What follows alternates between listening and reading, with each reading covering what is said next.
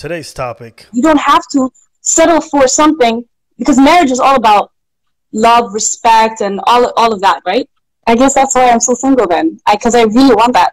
I really want that love, respect, and all the shenanigans, like how my mom and dad got it. That's exactly what I want. And I agree. There was one girl before, she said that she would, whatever she said before, I don't remember, but she said that she'd rather have kids on her own and raise it with her friends or alone. I don't know, something like that, but I love kids, so I'd rather have... Do you guys not know how terrible that is? Like, we talk about how difficult it is raising kids as a single mom. We talk about how many problems that causes from a financial standpoint, mental health standpoint, from crime and all this stuff. And I'm like, why are people so casually talking about raising kids by themselves when it's like one of the worst environments, when it's one of the worst environments to potentially raise a kid in? I'm not saying that all the single moms out there are inherently terrible, but like, why would you go into something inherently saying you want to raise kids by yourself? By definition, they're going to be missing out on a bunch of stuff that they need because you're a single parent. So if you end up in that situation, that's one thing. But why would you go into it saying, I would be fine with being a single parent? Why? Okay, so I'll tell you why. So basically, it's better because the thing is, we're limited. Like, there's an age limit when we can have kids, and there's a time when it stops. So if it gets to that point, I wouldn't say that I wouldn't want to settle for an unhappy marriage, or if I'm just going to fight with my partner all the time in front of the kids. That's actually even worse than being a single mom. Do you think it's a good idea to birth kids in extreme poverty? No. So then why would you think it's a good idea to birth kids as a single mom? So are you saying that that's going to be poverty if I do that? No, but being a single parent, whether it's a man or a woman, all right? It's not to clown the people who are doing this. Some people just end up in that. Society is, it's not by saying that if you raise a kid being a single mother, you're going to be in poverty automatically. But we have to realize, and we have to be conscious about society and how it's constructed. Society is made to be lived in twos. Actually, not that it's going to be, it's made like that. But if you separate all the bills and everything in that, and you don't have to hassle about it, it is easier. That's just a fact. That's just mathematics. It's not a way of, if you have bills and you separate them by two, and you live in the same household, and you take the stress and you separate it by two, it's gonna be easier. If you're a single mother, and all the single, shout out to all the single parents out there, mom or dad, single mom or dad, that are alone and dealing with this shit, it's hard because you have all the burden on you. And I'm talking about a single parent, not a parent that is single. The difference there, all right? Where there's some people out there that do separate the bills and they are single. That's not what I'm talking about. You still splitting the bills and shit like that. Well, not all the bills, because you have, household and everything and stuff, but still, life, the way it's done, it's easier if you're in two. That's the reason why there was couples. It's just a survival thing. When you learn about, I don't remember what it was. I had this class in college, but anyways, that's besides the point. But it was that you learn about the history of mankind and the society of different societies. That's what it was. That's how caveman and cavewoman got together, because of that. Because it was easier. It's easier if you're a unit than if you're alone. Well, that sounds rather extreme, my friend. It's not extreme. It's just life. Anything we can do, I can do better. But it's not good circumstances to raise a child in. By every statistical number, it's terrible. So why would you do that? If you're saying you don't think it's a good thing to raise kids in absolute poverty, which I don't necessarily agree with, but that's what you said. Why would you think it's a good idea to raise them as single parents when statistically it's not a good idea at all by the numbers? But it's not always not a good idea if you can actually provide for that child, and if you have a support system, and if you live in a good society. And I know how it is. I'm not saying it's going to be hard, but worst case scenario, I need to have a child. I love kids, okay? Did you hear what she said? You prove your point by just being selfish. She's like, yeah, I understand what you're saying. But at the end of the day, I need this. But it's more than that. Listen, I think having a child is inherently selfish. The desire to want a child, that's selfish. Inherently. Yeah. You're bringing someone to this world that didn't ask to be here. I agree. But then there's being selfish, and then there's also being irresponsible. Yeah. Right? Okay? I didn't make up the numbers in regards to single motherhood. That's not me. I didn't make the numbers up to single parenthood. That's not me, right? The numbers out there. You can look them up yourself if you want to see the negative impacts on mental health, poverty, education, crime, all these things. These are well documented. It's not my opinion. Most sociologists agree on this principle. So when this person says, I wouldn't raise a kid in abject poverty, which I would argue is probably a worse than raise, but I would raise a kid in a still not on the environment because I really want a child, and they see nothing wrong with it. It blows my mind. And they never speak about what are the effects on a child for not having their father. They never speak about that. They never speak. And you hear it too. She said, I had both my parents, and I love the love that they have. And if I can't have that, then I'll just raise it by my kid. She doesn't even understand what children from single-parent households go through. She hasn't even done that research to understand because she's got both her parents in her life. So there's a certain irresponsibility to it that I think is kind of gross and negligent. And that really struck out. But she didn't have a rebuttal. She didn't have a rebuttal. She said, but I need a child. So? No.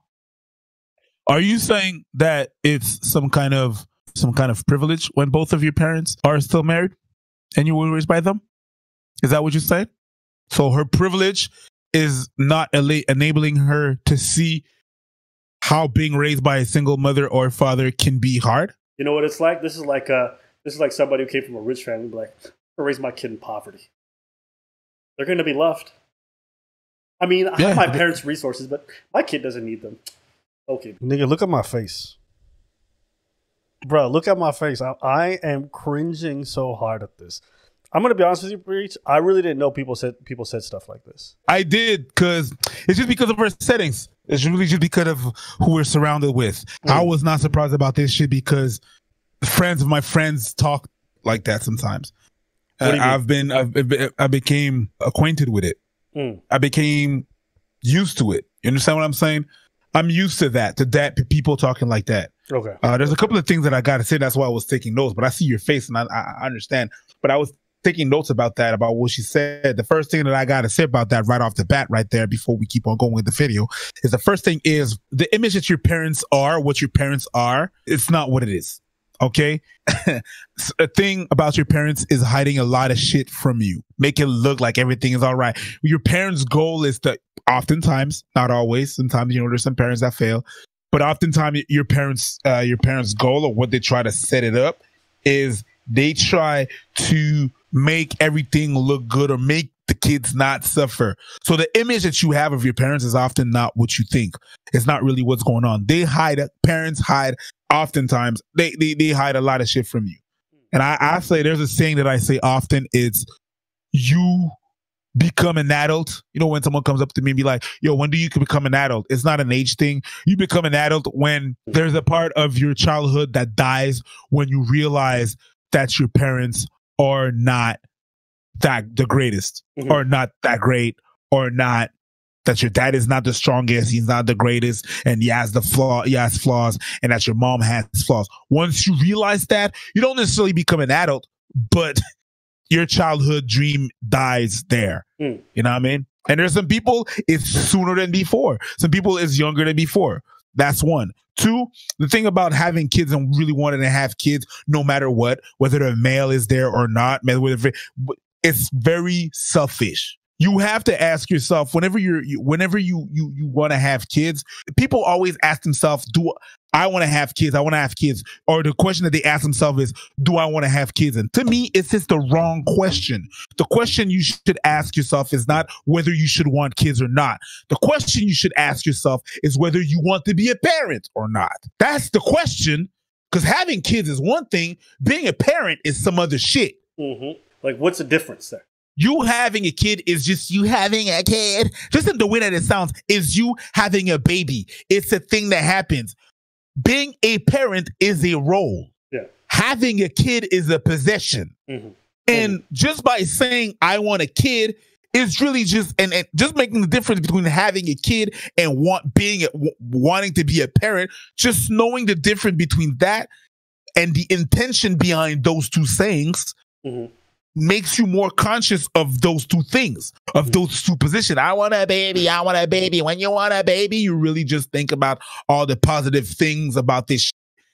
And sometimes I see people that really want kids, that are like very tired. Oh, I'm tired. This and that. It's so hard. No, because you wanted a kid. You didn't want to be a parent. Mm-hmm. But when you want to be a parent, mm-hmm. and you take that in consideration, and you really think about the intention behind the difference of being a parent and wanting a baby, there's choices that that there's some choices, some hard choices that you're going to make. Mm-hmm.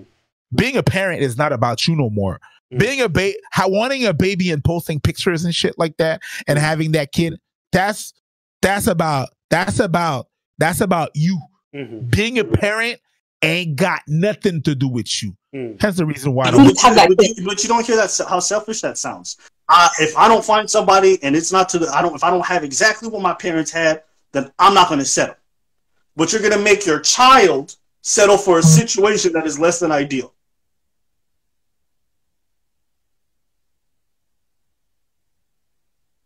He's going to have a whole family. That child's going to have a family. He's not going to have He's not going to have a father. He could still have a father. Like, if I meet someone that would agree to have a baby, but we don't have to get married or live together, but he can still be a good father, that can happen. So how do you call it? Bruh. Oh, mon Dieu. The thing is, I've seen that way of thinking. Like, you put that's the thing. That's not even, okay, this subject is no longer about having kids and everything and stuff. It's about arguing with people and proving a point. Okay? When you argue with someone, you're not, even if you have all the facts, all the statistics, all the logic, you might not even, most of the time, you're not going to change the person's perspective because they are so ingrained in their way of thinking that it doesn't matter. You can bring all the logical analogies that you want. It's not going to change their point of view. You know why? Because they really want a baby. And there's nothing that's going to go against that. You understand what I'm saying? Yeah. If you replace baby and you put, I really want a dog. Yeah, but you live in a 1.5. Sounds the same. You don't have the space to raise a husky, but I really want a dog. You don't have the backyard to put him in. I really want a dog. You don't have the money to feed him. I really want a dog. If I can find someone else, like maybe one day I'll have a job that will be able to change and someone's going to be able to, yeah, but your landlord doesn't allow dogs. I really want a dog. Like, they don't hear you because them wanting really to have a dog is more important than any logic that you're going to instill in them. Now, replace dog with baby. Yeah. It doesn't matter. So that's what makes it very selfish. I always say to my people that love dogs, if you really, really, really love dogs all that much, and you would really love animals all that much, you wouldn't have any. But they really want dogs. So they have them. Yeah. And they get them neutered and they encourage the people that are selling them and that are breeding them in the wrong way. That's what you're doing. But if you really wanted that, you wouldn't have that. But no, she really wants a baby. So she's going to have her baby whether you want it or not. You know what really struck me as like really odd during the whole conversation? It was like, she's talked about how she wanted to have her parents' love. She said, I don't have a love and a respect like my parents. I don't want anything else. I'm never going to settle. But I'm going to look at my kids and bring them into an environment that's less than ideal and force them to settle. Yep. And I'm like, what kind of entitlement and selfishness do you have to have? If you're going to be a parent, this is what it is. I'm not saying you should settle to have kids. I'm saying if you're going to have kids, settle. Because you owe it to them to do everything in your power to bring them into an environment that's best for them. When you are a parent, it's no longer about you and what your sense of happiness is. Theirs comes first. And if you don't understand that order, I would argue that you're a negligent parent. If you think that your happiness and what you want, and like, I want a man who has his ambition or who's I'm passionate about, and you won't find a father for that child because you didn't have that, how is it fair to them? You talked about, oh, I'm going to find a man and maybe he's going to give me the sperm. That sound like a father figure to you? What if he has another family and he doesn't want anything to do with the kid anymore? Imagine how much that's going to fuck that child up. But people don't care. They don't care because I'm not going to settle. Well, don't be a parent. Don't be a parent. She's not. But she's not. She's not. She doesn't want to be a parent. She wants to have a baby. And that's why in my head, there's really a difference between wanting to be a parent and wanting to have a baby. Yeah. I don't have a baby right now. At 38, I don't have a baby because I didn't want to be a parent. There's a certain sadness and people like this bringing these kids into this world, not knowing how it's going to affect them to not have one of their father figures. Go talk to kids from single parent households and how much it fucks them up to not have a mentor or to not have like a male or feminine, like a motherly figure in their life, and how much they long for that. You know, and if they don't get it from your family, they'll go to some place, and you better hope it's a good place. You better hope the person's adequate. You better hope the person doesn't take advantage of them. You better hope it's not a criminal organization. You better hope it's not the wrong people, but they will seek it out. They will seek it out. There's a reason why a lot of the people who are in prison right now come from a lot of these households. There's a reason. Definitely. You know, so when I talk about this, it sets me off because I get messages every day from people who are like, man, I didn't have a dad. And like Abba and Preacher, they're, you know, I don't think we're good mentor figures or things like that to people. No, but we have those messages every day. Every day. And I'm like, you're going to bring kids into scenarios where they may not even have that by choice? It's like, bitch, you know, who told you you could be that entitled? But that's the privilege. Abba, let me tell you something. Rough. Privilege is not just white. Privilege is not just white. I'm going to say that again. Privilege is not just white. And you know, whenever we have our group of friends, right, I've always been straightforward and told you and told the rest of our niggas that I was super privileged. When you have to know the privilege that you have. Both my parents are together. Both my parents are educated. Both my parents have jobs. Both my parents, my mom was savvy with her money and she was able to do that. So growing up, it was not a burden. It was never a burden. Money was not a burden. I didn't have to provide for my mom, but I know a lot of motherfuckers that did. I know a lot of motherfuckers that had to put that weight as a kid. They had to pull that weight. That's privilege. Right. That's a privilege that I have. I'd be selfish and be and I'd be self-centered to be like, no, I'm good. I'm just good. I'm aware of that. Right. But people are not aware of that, and they're going to be like, no, it's going to be like that. It's just fine. It's just easy. No, you've never been through that. You've never been, maybe I've been privileged, but a lot of my friends were living in the projects and I was chilling with that. So I was not living it, but I saw it. I saw how it was. Right.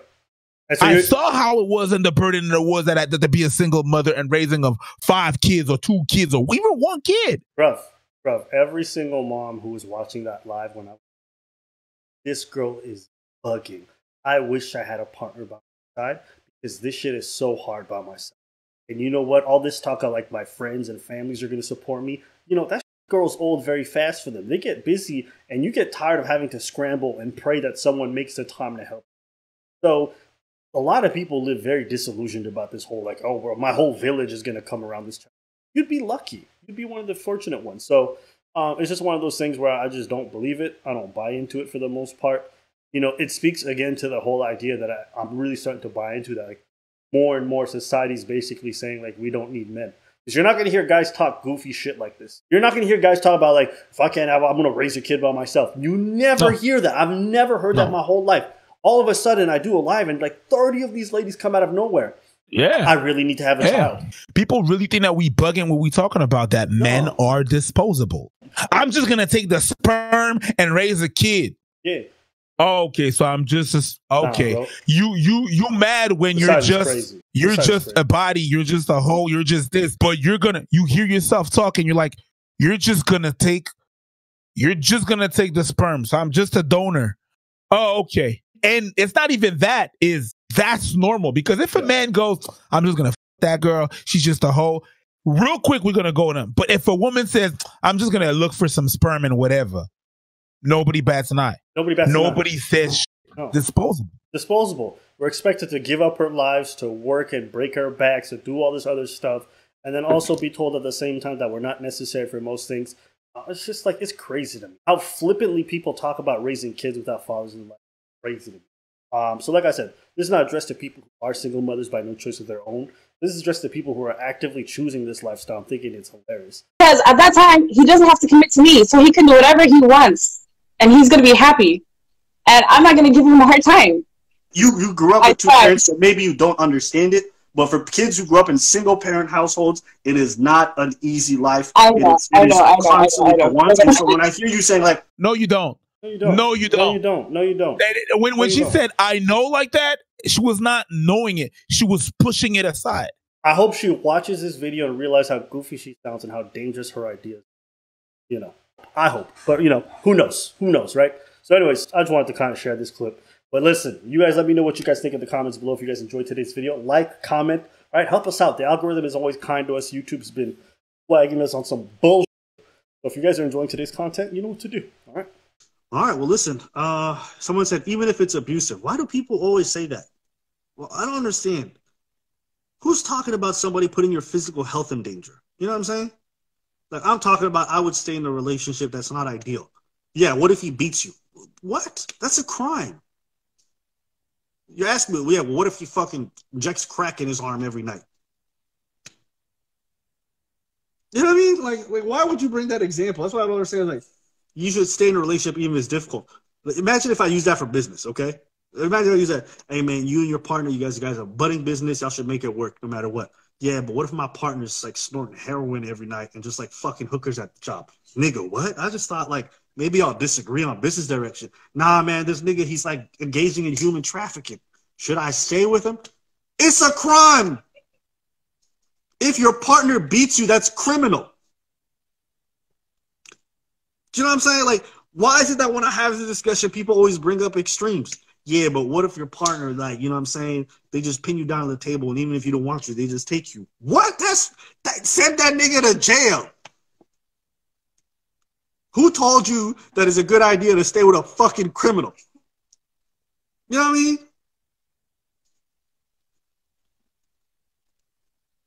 It's like I don't know, man. I just find sometimes when I have these conversations, yeah, but like, what if that man stabbed you on a Saturday? Like, should you stay with him?